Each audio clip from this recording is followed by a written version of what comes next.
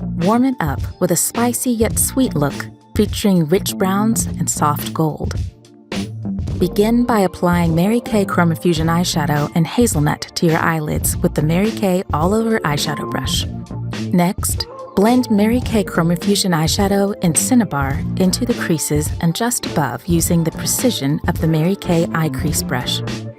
For a touch of brightness, highlight the inner corners of your eyes and brow bones with the Mary Kay Chromafusion eyeshadow in Biscotti, utilizing the Mary Kay Eye Smudger brush.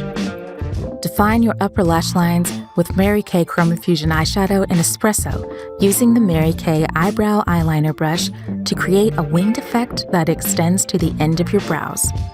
Use the Mary Kay Cheek Brush to apply Mary Kay Chromafusion blush and Shy Blush to your cheekbones, blending upward. Outline your lips with Mary Kay Waterproof Lip Liner in Beige Nude, then add a sweep of Mary Kay Supreme Hydrating Lipstick and Hush Blush for a perfect pout. Finish your look with your favorite Mary Kay mascara. We hope you love this spicy and sweet look.